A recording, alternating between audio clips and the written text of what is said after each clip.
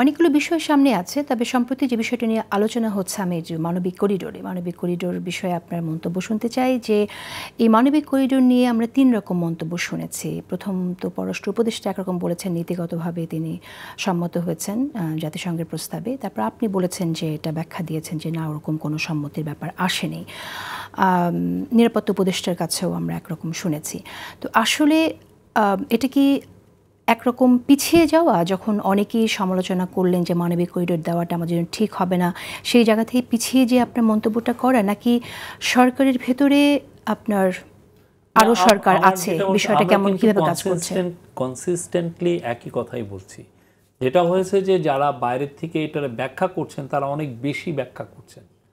ঠিক আছে, প্রথম কথা যে আমরা নীতিগতভাবে সম্মত হওয়া মানে এই না যে আমরা তাদের সাথে এক ধরনের এগ্রিমেন্ট হয়েছে, আমরা নিজেরা এক ধরনের ইয়ে করছি। কেননা যদি রাখাইনে যদি সেই ধরনের পরিস্থিতি তৈরি হয় তাহলে আপনি কি করবেন, সেই আলোকে এই কথাটা আমাদের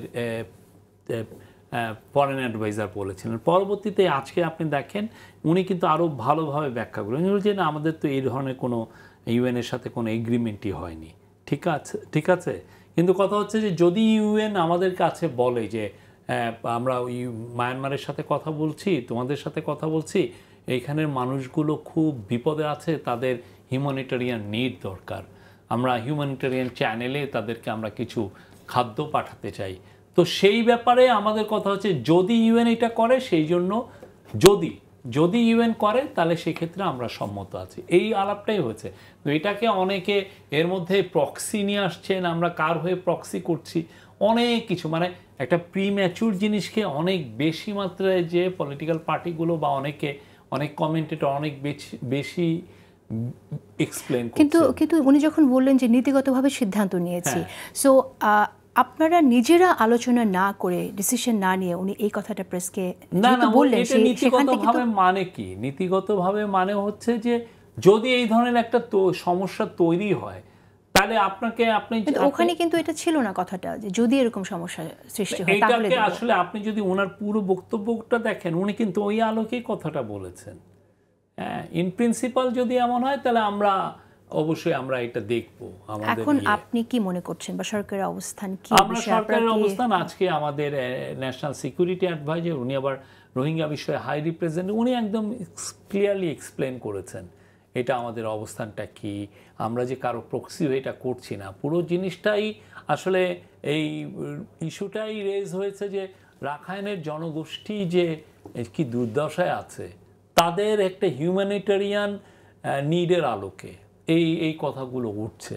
কিন্তু এটাকে অনেকে অনেক বেশি এক্সপ্লেন করছে, এবং অনেকে বলছেন যে এই গভর্নমেন্টের এটা করার অধিকার আছে কিনা, অনেক ধরনের কথা অনেকে বলে ফেলে। মানে এটা হচ্ছে যে প্রিম্যাচুর একটা বিষয়, খুবই প্রিম্যাচুর, সেটাকে অনেকে অনেক দূর পর্যন্ত এক্সপ্লেন করছেন। প্রিম্যাচুর বিষয়, কিন্তু আপনারা যদি সিদ্ধান্ত নিয়ে ফেলেন তখন ব্যাপারটা কি আর প্রিম্যাচুর বলা যায় কিনা? যদি আমরা বলছি তো এটা নীতিগতভাবে একটা গভর্নমেন্ট রেডি থাকতেই পারে। ওকে, এখন যদি আমরা হঠাৎ করে একটা ইমার্জেন্সি নিড হলো, হ্যাঁ, তখন যদি হঠাৎ করে ইউএন এসে আমাকে বলে যে আমরা এই কাজটা করতে যাচ্ছি, তোমার এই দিক দিয়ে যেহেতু আমাদের সাথে রাখাইনের বর্ডারটা, তোমরা কি রাজি আছো কিনা, হঠাৎ করে আসতে তো পারে। হ্যাঁ, আমরা বলছি না আমাদের ওদের সাথে কোনো এগ্রিমেন্ট হয়েছে, কিছু হয়েছে, সেজন্য প্রিপেয়ার থাকা দরকার বলে আপনি মনে করছেন? এই জন্য প্রিপেয়ার এক ধরনের মানসিক প্রস্তুতি বলতে পারেন। কিন্তু সেই জায়গায় যদি এই বিষয়টা সামনে আসে, এবং আমাদের জন্য ফাইনাল ডিসিশনটা যখন হবে তখন কিন্তু আমরা বলছি স্টেক হোল্ডারদের সাথেও কথা বলা হবে। ওকে, সিকিউরিটি থ্রেটের ব্যাপারটা আপনারা কতটুকু ভেবেছেন? কারণ এখানে তো মায়ানমার জান্তা সরকারের সাথে আরাকান আর্মির যুদ্ধ চলছে, সেই জায়গা থেকে যদি জানতে চাই। থ্রেট অনেক পরের বিষয়। আর ইউএন যদি এই কাজগুলো করে তখন তো ইউএন এই চিন্তাগুলো করেই তো করবে। এটা তো করছে তো ইউএন না, কিন্তু বাংলাদেশের সিকিউরিটি টেনশনটা তো চিন্তাটা তো বাংলাদেশের সরকারের ভাবতে হবে। আমি আর ইউএন মিলে এই কাজটা করে ফেললাম, তখন সিকিউরিটি থ্রেটের বিষয় আসে। তাহলে হয় কি, তখন মায়ানমার আমাকে অ্যাগ্রেসিভ নেবে, এটা তো না। এটা তখনই হবে যখন ইউএন মায়ানমারের সাথে কথা বলবে, মায়ানমারের সম্মতি নিবে, আমাদের সম্মতি নিবে। আপনি মনে করছেন যে মায়ানমার জান্তা সরকার সম্মতি দেবে এটাতে? এটা তো ইউএন এর বিষয়। আর এই জন্যই তো বললাম যে ইউএন যদি এই পুরো জিনিসটা করে, আমরা তো পুরো ইউএন কখনোই এটা এক্সিকিউট করবে না যখন দুইটা পার্টি এগ্রি না করবে, তো ইউএন এটা আগাবেই না। এটা হয়, ইউএন এটা করে কখনো? ওকে, আপনি মনে করছেন যে তাহলে সরকারের অবস্থান এটা যে ইউএন যদি মায়ানমারকে এগ্রি করতে পারে এই জায়গায়, এবং এগুলো ক্ষেত্রে চায়নার সাথেও কি এই বিষয়ে কথা বলবে কিনা? আমাদের একটাই জিনিস, আমরা রেডি আছি, আমরা উইলিং, হ্যাঁ, কিন্তু কথা হচ্ছে এটা অনেক অনেক দূরের বিষয়। যে কথাগুলো এখন উঠছে সেগুলো অনেক দূরের বিষয়।